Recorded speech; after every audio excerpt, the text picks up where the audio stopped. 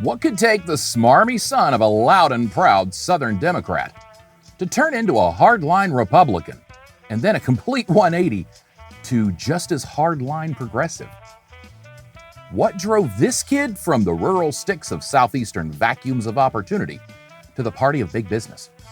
From family ties to Rambo Reagan, from the Dixie Chicks to a dingbat hockey mom, I'm deconstructing my journey through political ideologies, issues, and, well, just like Finding Faith talked about those spiritual aha moments, I'm breaking down some of those key catalyst points that pulled me from the depths of small town, small-minded, uneducated, willful ignorance, bigotry, and bias, and into the warm waters of bigger picture, open-minded, highly educated progressivism.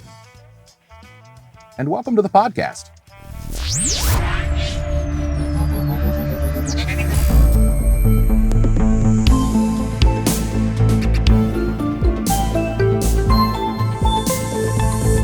I'd like to start by giving you my bias and perspective up front as sort of a thesis statement. This series is really about me exploring some of the ugly truths I've uncovered along my journey through toxic white Southern culture. Now, I've talked a lot about how I never felt like I belonged or wasn't fill in the blank enough. As a result of not really fitting into my own culture, I've been bullied and ridiculed and, well, if I'm being blunt, I've lived almost entirely in the southeastern United States. Different places here and there, but all the same. I've been ridiculed, or worse yet, persecuted my entire life for not being like them, whatever you want to call them. Now, I don't like classist or racist terms because I truly do know some humble rural people who are open-hearted and open-minded. But I've coined the term yuck-yucks on social media to sort of encapsulate the goofy ignorance they display yuck-yucking with their own the libs mentality without ever really finding the need to read. Why they're still obsessed with owning people I can't say. And I don't even like the uneducated term, because not everyone on the right is, and not everyone on the left is educated. But there certainly is a closed-mindedness on the right that applies and lends itself to a limited and biased perspective. The absence of critical thinking. Almost like pandering to base primal responses. The breeding ground for cultism. I want to try to be wary. I slip, but my intent, if any, is to showcase how they have treated, regarded, and talked about others throughout history. They. I loathe that. Because beyond my own bigoted name-calling and the much lived-up-to stereotypes, there are some universal truths. The people who stand with and voted for Donald Trump all share one trait. They're racists. Now, maybe they aren't cross-burning racists, but they knowingly support and empower people who are. That is just as bad. I'm not interested in a false flag of unity or some sense of extremist virtue signaling. That's over. No more discussions, no more debates. We, the reasonable, won. But even that was short-lived, and the victories we do get come at great cost. We still have to fight to drown out the bigoted and irrational extremist voices, not just in politics or religion, but in our daily lives, our inner circles, our communities. Now, I've been publicly ridiculed for denouncing all conservatives and Republicans as racists or this or that. But just watch at the elections and tell me I'm wrong.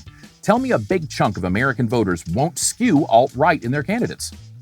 Even when we see progressive or even conservative Democrat victories, anything left of fascist is something to settle for these days. But when we see any Americans swearing over their allegiance and selling their souls to fascism and nationalism, watch who stands with the party of insurrection. Seeing the silent complicity in Republicans now after all this. Now, where are my many friends who chided me for saying, not every Republican is like this? No? So what, 6 or 7 voted to hold Trump accountable for his actions and impeach him? Well, that's something. 2 or 3 publicly spoke out and took leadership to hold him accountable for the insurrection, and the most prominent face of that movement lost her re-election. Republicans have spoken, America. Just like the split in the Democratic Party has divided the left for nearly a century, this division of moderate conservatives who are, just kind of wishy-washy on fascism, and the actual fascists within the Republican Party will tear it apart. And it might take us all down with them. With Democrats, as I covered in Party Crashers, Labor Pains, this entire season, it's more that they've silenced the progressives within the party through some rather unethical and unfair tactics, thus robbing the will of the people. For the sake of political posturing and power brokering, progressives in America, which used to be rich on both sides, have been pushed to the corners of the left-leaning ideology, shushed and forced to sit at the kids' table while the grown-ups had wine and feasted. We've been the pariahs, the scapegoats, branded the radical far-left extremists because we fight for affordable health care, education, the environment, and to get corruption and money out of politics. Surely you can see why we're crucified. Now, the right has their own problem, and the issue is pretty parallel, but not as you might think. Remember in previous episodes, I explained how the extreme of leftist ideology is the side that surrenders our platform to compromise with fascists. Nothing is more extreme for the left than going against our ideals. What we're fighting for should be paramount and defendable from the moral high ground, because it is. But the side that keeps saying, we just can't, we got to give those other guys their way first, and then we can have our way. And then maybe you might be able to tell us what you've been yammering about all this time. That's pretty extreme. The ideological majority in America are progressives, whether they know it or not. If you speak with someone and talk to them earnestly, unbiased, they want 10 years from now to be better than today. That's progress, period. Words have meanings. It's all about how we get there, right? Some Americans don't want to be better or different today than we were decades ago. Those are regressives, not conservatives. Conservatives are content with the way things are. Slow change.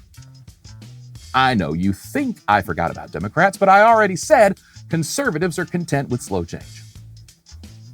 That's where this gray area of America really comes into play. If you strip down the rhetoric and propaganda and simply examine the platform ideals and selling points, most of America would identify as Democrats over Republicans. I don't agree we should have just these two choices, but if we herded people into one of those two pens, a significant majority of Americans would identify as Democrats whether they want to or not. The current GOP is split. We can't say down the middle because I'm not sure we can tell who is what on the right. What we can say is actual fascism is a clear and present danger in America, as it has been since the 1920s at least. And it's been allowed to breathe, breed, and flourish for a century. And most Americans aren't smart enough to see it or know the difference between patriotism and nationalism. They certainly can't discern any of the cultism or the dangers of falling prey to it. That's why the right uses propaganda, conspiracy theories, and brainwashing tactics they employ. Without it, they're exposed for having no ideas. It's been left policies that led this country. But now, every time the left tries, the right is holding back because of winning. Where it used to be the left pushing policy and the right trimming the fat, liberals versus conservatives. Now we're dealing with a system that's reached the tipping point. It's about obstruction and wins and losses, besting the other, chest thumping. It's a game played for sport. You might as well have a ring announcer announcing Congress as they come in with Mean Gene Okerlund interviewing them on the sidelines.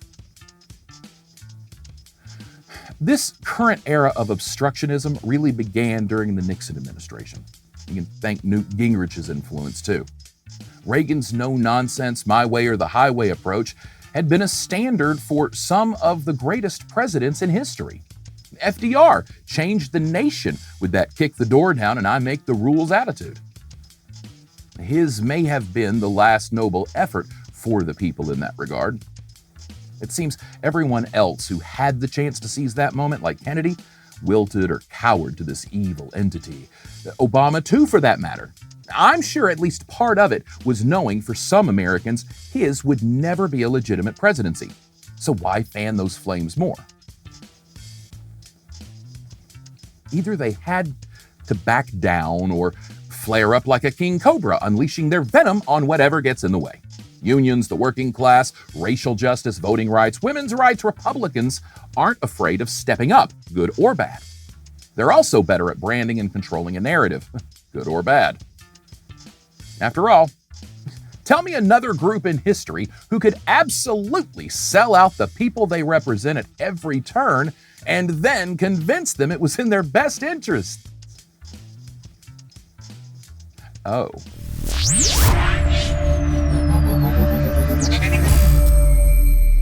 Now, I've been a public and outspoken opponent of the Republican Party since I decided I didn't want to be a part of it anymore. I didn't like where it was going in the early 2000s. So by the time Sarah Palin came along, I was done. I'll get to what led me there in a moment, but first, I pride myself on learning and can be sort of an academic snob. It's a toxic trait and a personality flaw. I'm garbage. I told you that early on. But get this right. I don't think I'm that smart. In fact, nobody knows how little I know more than I do. I think I try to be smart. I want to be smart. And a big chunk of my snobbery might come from a resentment toward others who don't try to be. Complacency, settling, it's always bothered me. And I know that sounds arrogant and judgmental, but believe me when I say, for those who get where I'm coming from, these conversations are painful to repeat. And we have repeated them over and over and over for well over a decade or more. Really, generations, it seems. I don't like reruns. These conversations about how following these Nimrod charlatans is such a compromise on your ethics, integrity, character, morals, and soul. The conversations about how the company we keep, even ideologically, identifies us and infects us, influences us. The conversations about just how closed our bubbles are and why we're afraid to admit we were wrong. The conversations about what we're afraid of. Those are the talks we need to have. Those are the hard talks. Hard talks we've avoided all along the way that led to this. Sarah Palin's entry into the political fray and the people who just followed lockstep made me nauseous. First off, this was not some glorious moment in women's history. This was a daft clown being toted in front of the frothing Neanderthals like a Tuesday afternoon stripper. It was tone-deaf misogyny masked in some false pretense virtue-signaling glass-ceiling feminism. We were losing brain cells listening to her vapid nonsense. I was blown away at the people I worked for, worked with, and was around who took her seriously, and how I felt so alone because so few of us saw her for what she was. A tool, a ploy, a prop. Nobody was offended at all. Nobody seemed to care that she was an idiot or had questionable values, and that the party just needed a pretty girl. She was attractive and loved guns and other impressive attributes I heard a lot about. Again, you gotta realize I was in that racist, small southern town I've spoken about before, that closed bubble. These are people I could barely have an intelligent conversation with as it was. People who, up until a few years prior, belonged to my own party. Damn, man, Sarah Palin? What a fucking idiot.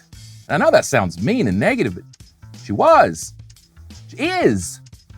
Now look, the current state of the Republican Party is not her fault, but her being picked as McCain's VP did kind of nudge it off the cliff, plunging it to its dustball fate like a wily desert dog, I can see Russia from my house. Credibility and the dignity of the party had sort of given way to this cult of personality that Reagan had capitalized. Yet in the 80s, it seemed like we had entered the reality TV phase of American politics before we even knew what reality TV was. Picking up the ball where Reagan left it proved hard. The Republicans started looking for the next personality to rally behind. Well, that took a while. Conservatives are really boring. They're hard to elect. They're often very unlikable people. Now think about it. Trump, Nixon, Ford, Bush 1, Bob Dole, Bush 2, McCain. These aren't people you want to hang around with. Reagan either. He was a terrible man.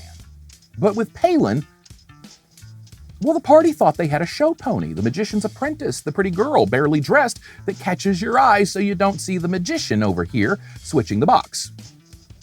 And McCain was a serious candidate. He would have been a wonderful president.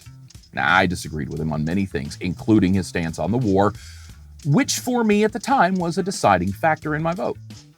But he was good, honorable, a moderate Republican, a maverick indeed, representative of realistic conservatism. Palin? What a disgrace to that man's record, legacy. I voted for Obama, by the way, and like I've said before, I paid a professional price for that. But as a former Republican, my vote for John Kerry in 2004 was not ideal. I was voting against the mistake I made in 2000. Joe Lieberman was Gore's VP pick back then. Lieberman was a snake. Not a fan. My voting record is as much about voting against the detestable option as it is voting for the optimal. And the VP pick has come into play quite a bit for me. Now, I also believe that an individual's votes aren't really anybody's business, but I don't mind talking about mine in the sense of where my mind was at during the time. I think that's important to help others understand how they might come to similar understandings. I was wrong about Bush.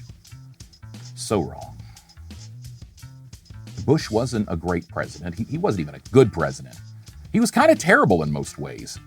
In fact, I'll argue that even his crowning achievement, his immediate response to 9/11, the lob. Al Gore could have done the same job, probably better.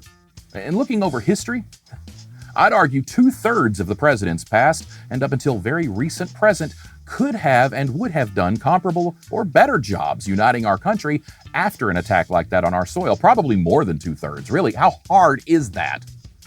Still, reflecting on the Trump administration, it gives us a new appreciation for those disastrous Bush years, but let's, as they say, hashtag never forget.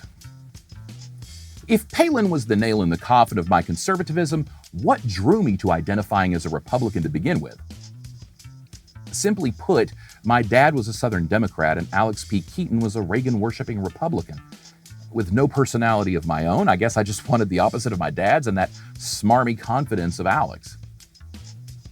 Except that Alex was a TV show, and Southern Democrat basically just meant racist who votes left when it suits ye. Now, I bought into some of the economics, illegal immigration. There were aspects that weren't toxic, I thought. But I didn't know enough about them at 16, 17, 18, 19, 20, and then I went off to college. Liberal indoctrination. More like a cold shock bath into diversity. I started seeing how these issues that I once thought weren't toxic, they were just issues that were steeped in oppression and, yes, white supremacy. Plainly put about college, black issues don't matter to you until you know people to whom they do matter.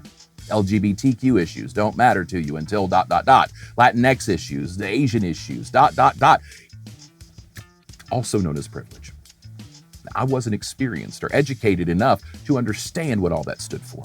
And even the parts I thought I understood, much less the nuance, which is rarely covered in a classroom. And if I can be candid about something I'm not proud of, something I really would like not to have my brand associated with, but I need to say this. What also drew me to the Republican Party was that it was the party of the smart and successful people, the elite. It was the party of the people who looked like me, but who acted and spoke like I wanted to act and speak, because I've always been ashamed and embarrassed about where I came from and some of the people from which I came. All of what you're seeing today, that's why. Whatever bigoted chip on my shoulder I had against my own people and heritage is what motivated me to get out and see something else. It wasn't good enough for me. I needed to know that there was something else out there, something better. That I could be something other than this dirty, poor, small-town, hateful dipshit who still talked about high school in his 40s like it was the best time of my life. It doesn't make me feel good to be validated as I was right all along about these people. It fucking sucks if I'm being honest. My culture is a prison from which I can never escape, so I might as well try and make sense of it, you know? And if it sounds harsh, that culture raided our capital and attacked our democracy.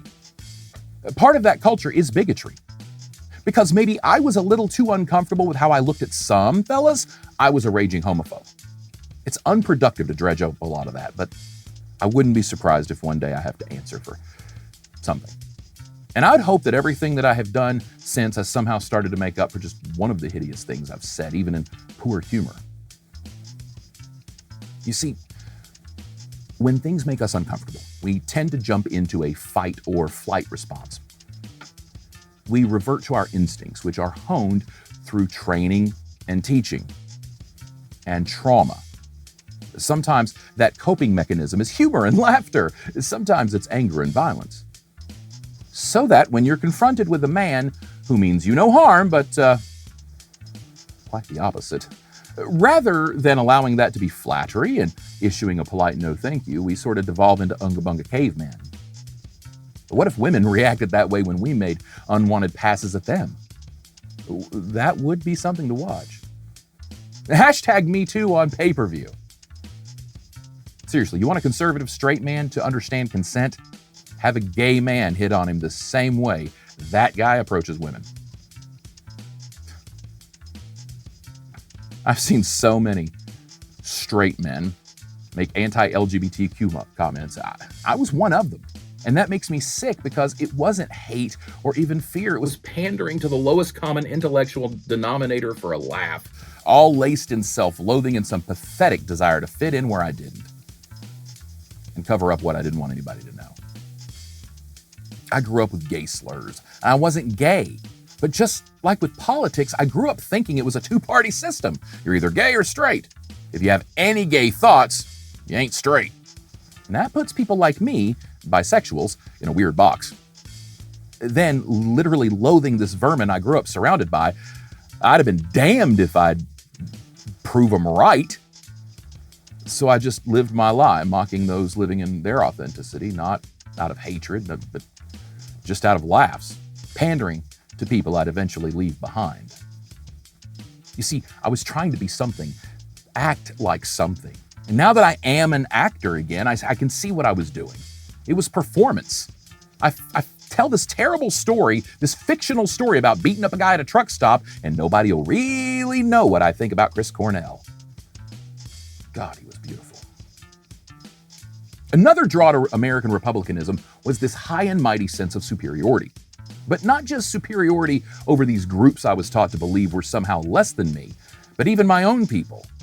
I had these insidious and toxic attitudes indoctrinated into my psyche while simultaneously loathing the very people who had those ideals. Self-loathing.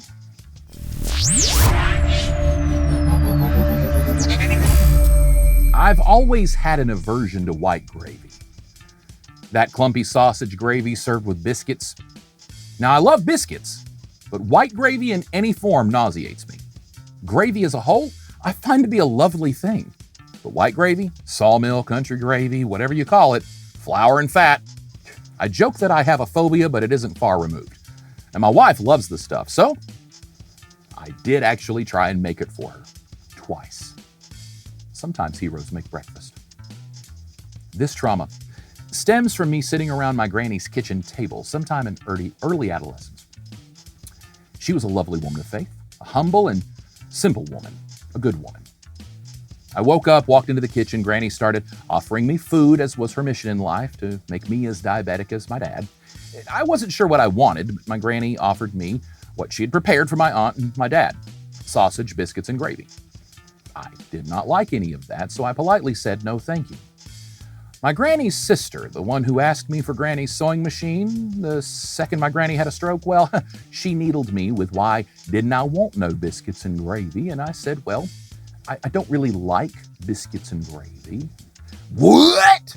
You don't like biscuits and gravy? You ain't one of us. No shit. Now that was a revelation I had before I even hit puberty. I wasn't anything like these people. I didn't fit in. But the older I got, the more I realized that this thing I was running from wasn't biscuits and gravy. I mean, that shit's disgusting, get that right. But it's what this represented, this culture. I wasn't even running from the confusion of liking more than just girls, or feeling like I didn't belong in church because I couldn't stop coming up with dirty jokes in my mind, or that I felt like some traitor because war seemed really inhumane. It was bigger than all of that. This culture of closed-mindedness, this rejection of anything different, this culture of getting an opinion from somewhere and never wavering from it. You don't like kindergarten paste on your pastries? Well, you ain't my kin. An admission on both parts that I ain't from around here. One of these things is not like the other. I sort of always felt like the black sheep, you know? This wasn't the first time I felt ostracized for not being like them. This wouldn't be the last. It would be a lifetime's worth of understanding that they aren't all that accepting of those with other ideals, tastes, or preferences. Cultism. It also took me far too long to understand that "you ain't one of us" was a compliment. Speaking of "you ain't one of us," I've mentioned before in this show that I don't want to be one of those press one for English people. Toxic ideals on illegal immigration were certainly a part of what drew me to the Republican Party, and still, for the pure legality of it, that's one section that always throws me closer to center on those socio-political ideology tests. It's complicated. Those tests don't allow for nuance, which that issue is full of. It's the fact that the immigration system is a for-profit legal fee farm that generates a lot of revenue for people who already have revenue and robs from those people who don't, especially those people who really don't. America's immigration process is corrupted, but we can't do anything about it because we can't get conservatives to move the needle on their side beyond racist epithets.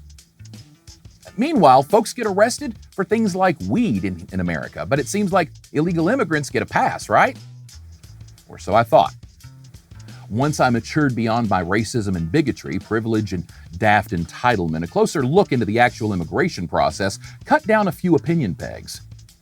The first thing I realized is that I'm not an immigrant. Never have been, never really knew one in so much as I know their journey of immigration, the specifics and processes and sacrifice, etc.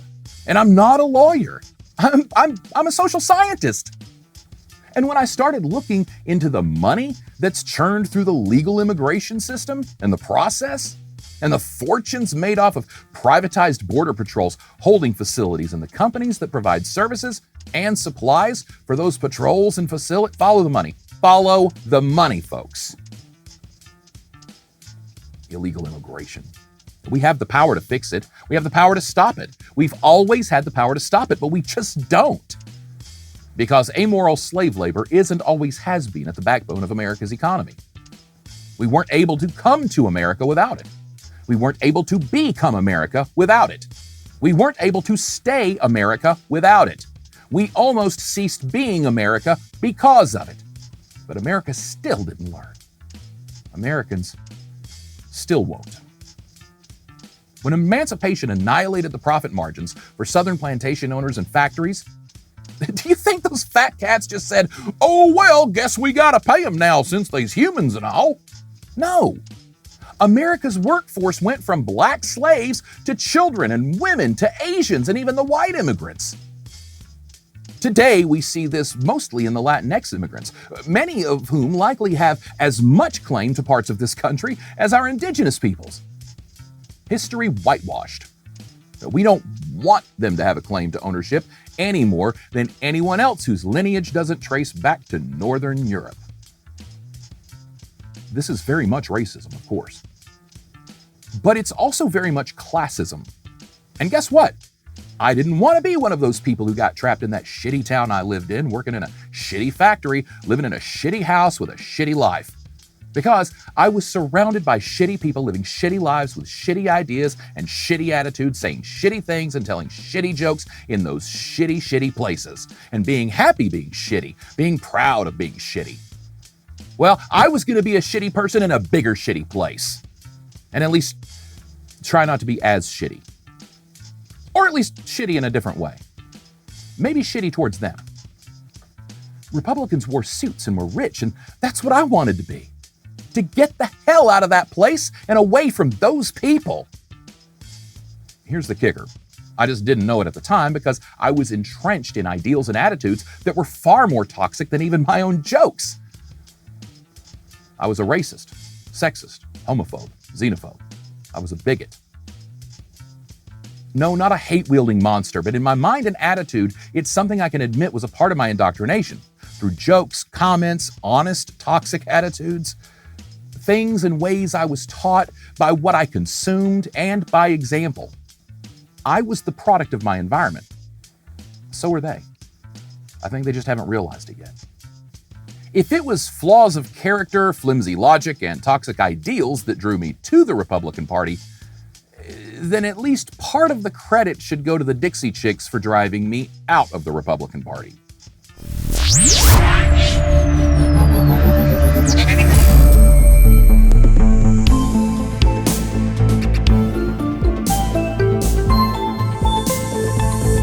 I was a program director of a little country station in the town I grew up in as a kid. Lots of racists there. In fact, when I grew up there, people of color weren't allowed in the 1980s. Signs on the roads coming into the county, believe me, I never wanted to go back.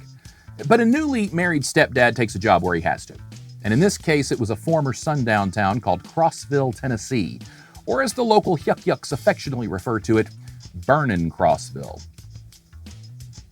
I was in charge of scheduling and picking the music we played.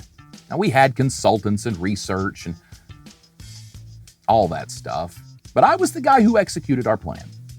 The Dixie Chicks got on stage in London, a city where protests against our involvement in the Middle East were breaking out. Natalie Maines said, "I'm ashamed President Bush is from Texas." And that was the end of their blossoming country radio career. I'll talk more about that in a moment. What really went into the ban on the Dixie Chicks? I was ashamed President Bush was from America, but I wasn't going to go on stage in the middle of a protest against him in a foreign country and say that. Say something like that in Cleveland or Albany. Say something like that in London, Kentucky. Don't say it overseas. Plus, it just came off to me back then as pandering to a crowd. Easy applause. Radio stations pulled their music because their bigot listeners, most of whom look down on people who go to college, wouldn't hear Goodbye Earl because she hates America. These are people who can't and aren't encouraged to think for themselves. Critical thinking, higher order problem solving, these are not the forte of the people who stormed our Capitol, who are the same group of people I'm talking about today. Are they the same? I've said before, not committing the act should not absolve someone of wanting to commit the act or feeling that the act was justified in their hearts. In other words, after 9/11, we would have just moved on after the attack since all the attackers died, right? But instead, we set out to root that mindset out throughout the world. And until we could figure out if they were a good witch or a bad witch, if they survived us landing a house on top of them, we locked them up in Guantanamo. Now think really long. Think long and fucking hard about that. Honestly, of the people who called my station to bitch about it, I'd say 0% were smart enough to actually think about what she said, why she said it, and what she was trying to accomplish. They didn't care. Mouth breathers, like zombies searching for brains. That's mean. They were just indoctrinated to attack when someone speaks ill of Mom, America, God, or John Wayne. Do I sound like a dick? I am. I've been surrounded by these small-minded non-thinkers my entire life. It's exhausting. Election after election, people vote against their own best interests, and mine, ours, just to keep from thinking too hard, just to keep from admitting they're wrong.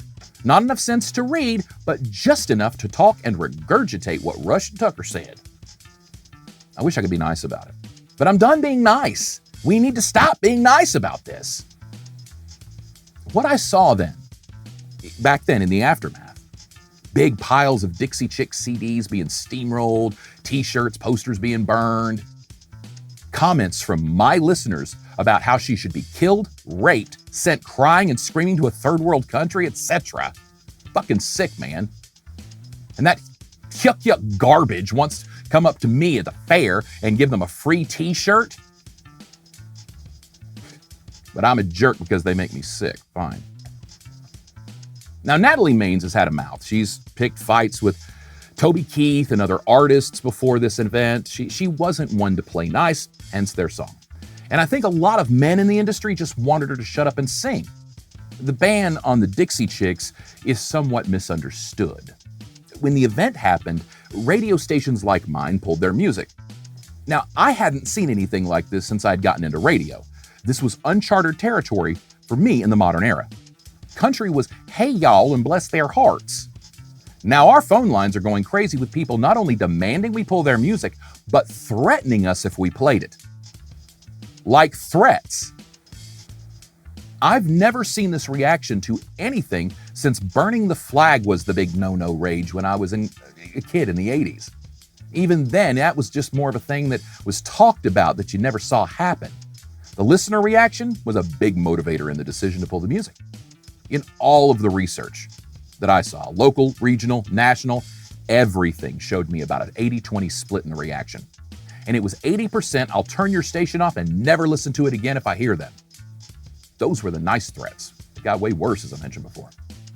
The thing about the rest is, though, that 20%, most of them were like, oh yeah, they're okay.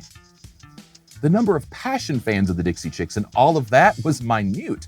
Not to say they didn't have supporters, just to say that the support wasn't with the 25 to 54 country radio listener crowd.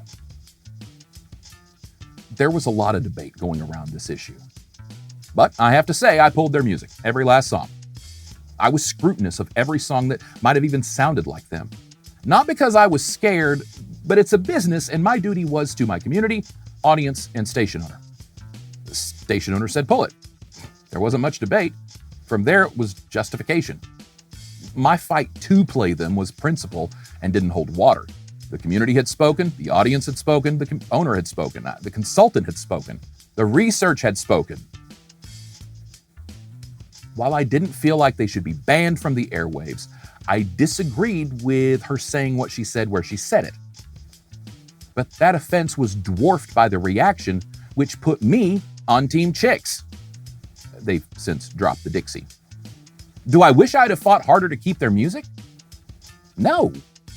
I said I didn't feel they should be removed from the playlist, but I also can't argue with statistical reasoning. If you run a business and most of your customers say, if you do this thing, you're losing my business, well, pick which hill to die on, pal. That wasn't my hill. The Chicks didn't have anything important enough in their catalog to justify that losing fight. They had some hits, good songs, but they didn't have a single song the format couldn't live without. In the end, country radio in Nashville used the Dixie Chicks for what they could get out of them. And when the heat got hot, Nashville and country radio turned tail. Now the Chicks have had a respectable run on their own without that support, proving Nashville doesn't have as much to offer as we might have thought. Now, that probably sounds toxic, but that's where the decision-making process really was. It wasn't a ban, it was a business decision. Banning something is taking something away that most people want. People didn't want the Dixie Chicks. And a lot of men who ran Nashville certainly didn't want loudmouths causing drama. I heard plenty of that sentiment.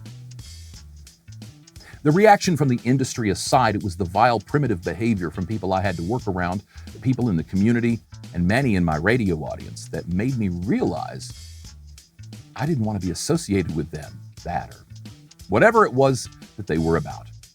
I knew then I wanted to stand on the far opposite side of that room from them. Each and every one of these people had one thing in common, aside from being white. They were all Republicans, conservatives. I'm not saying some lefties weren't upset about the issue, but the hatred and vitriol, that was weighted heavily right.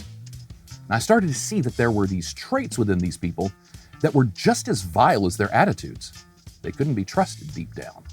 Sure, they'll let your dog out if you ask them to while you're out of town, but on a bigger picture scale, their judgment was certainly compromised. Or there was a sociopathy afoot. Bush was a disaster. The days after 9/11 were his peak. Tanking the economy and 2 pointless wars really kind of offsets that achievement. Not to take away from it, but now we look back and see that those were the beginnings of the current outing of American Christian nationalist white supremacy. How Bush rallied us together was to do so against a common enemy. Except, well, America did what America does.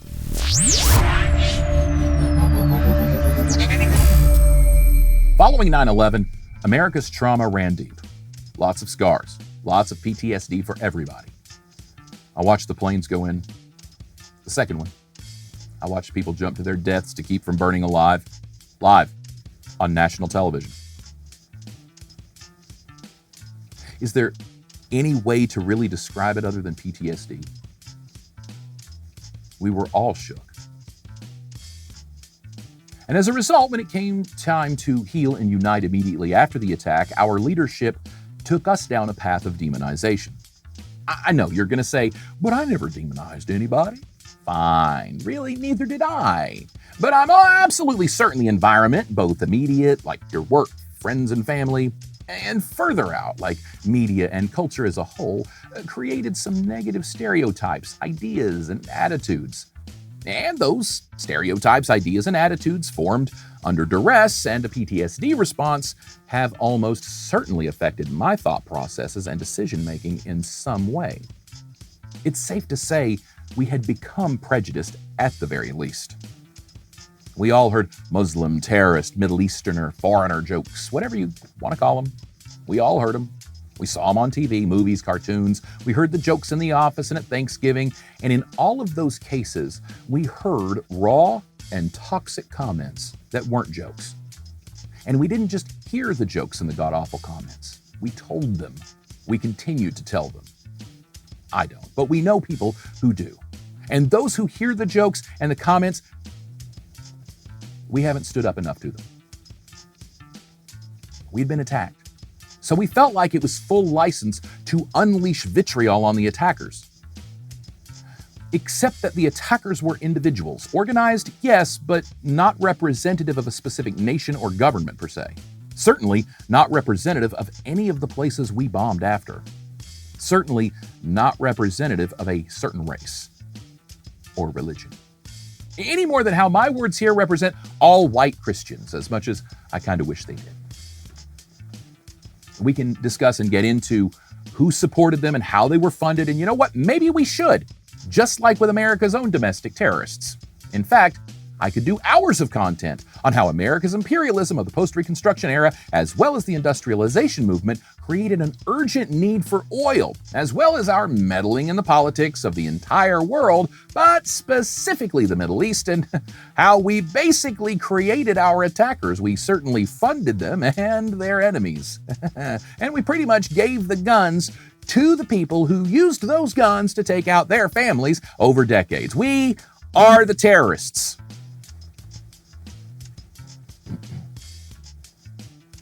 Maybe later. Right now, this one here is more about how we reacted. There were a lot of good Germans in Europe in the 1930s and 40s. Many of them died for being good Germans, but still, when we discuss Nazis, many people will just say, the Germans. That reflects how I would feel when I watched our nation nearly slide into an authoritarian and fascist direction, and how other people viewed the Americans. I am an American, and I am not that. Still, after 9/11, we felt comfortable turning a blind eye to atrocities of humanity and human rights. We traded in our souls for a feeling of safety and security. We compromised our very morals, values, and souls. We compromised our very Constitution and the freedoms it guarantees. We couldn't trust them. We had to be safe. We didn't know which ones were the good ones and which ones would kill us. We couldn't tell them apart. They all looked alike. Kind of like now with our own domestic terrorists. Mine is the face of your enemy, America. That bothers the hell out of me. And many of us weren't on board with it. The torture and the waterboarding, storming people's homes, surveillance. But what did we do to stop it? We voted against John McCain and Sarah Palin. McCain said he would continue the wars in the Middle East. Many, like myself, fled to hope and change. And drones. Bygones. But before that, immediately following 9/11, it's when we really came together as a culture. White culture. Not just white people. And collectively demonize... Well, we really don't know who we demonized because most Americans couldn't tell an Afghani from a Pakistani from an Indian from an Israeli. We attacked Afghanistan. We attacked Iraq again, but if hard pressed, how many of us could really tell us who attacked us, where they were from, and what inspired them to do so. Have you even asked why? Of course, it all just goes into this Middle Eastern basket of things we can't understand because we can't read backwards. Many of the truths of that era, 9/11, are things many of us who lived through those events aren't ready to address. The sooner we do, the better, because history repeats and we're seeing a very similar tale unfolding with our own radical religious extremists in America. In those days, following 9/11, America united wounded. We came together in healing. In the weeks after that, that unity for healing turned to questions, bitterness, and anger. That anger was festered and fostered, just like it was in 1942, to get Americans frothing at the mouth for vengeance. You see, most Americans don't like war. We support war reluctantly because of patriotism, nationalism, indoctrination, or emotional responses like anger and revenge. The reason is information campaigns take time and money, and most people aren't smart enough to get complex foreign policy matters. That's not an insult, it's just fact. I started seeing my own racism and bigotry on display in others.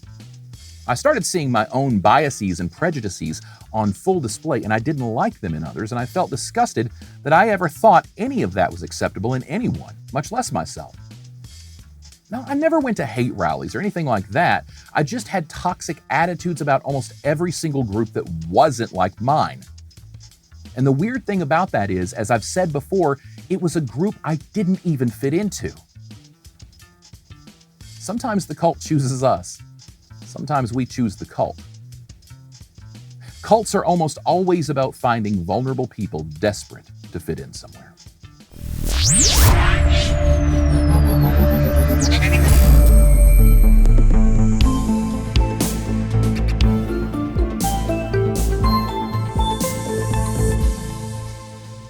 Coming up in part 2, it's going to get really awkward. I'm crawling into the confessional and I'm pleading perspective in some of the lowest moments of character for me personally. In the next episode, I'm canceling myself, exposing my prejudices, biases, bigotries, and racisms. I am going to guide you through some of the stories of my own deplorable behavior to showcase my coulda, shoulda, woulda philosophy toward reviewing game footage to see how you can play better next game. I will, through storytelling, walk you down the path of my thought processes of going from point hate to point being better. It's a quest for peace and ridding ourselves of these useless toxicities. Breaking free of cultism is the hard part. The first step is becoming aware of it. So catch up on past episodes and be ready for part 2 of the politics of dancing as I'm deconstructing a culture of cultism. Thanks for joining me. Check out some of my other videos on YouTube. Look, I've got all my original music set up in a playlist for you, all my TikToks, all my funny videos, everything's organized just for you. Follow me on TikTok, like, share, and subscribe to this channel. Do all the things I need you to do. And if you like this series, consider a donation to Cash App or subscribe on Patreon or keep following and I'll have more opportunities right here on YouTube. I'm Josh Brandon, and I'm overthinking everything.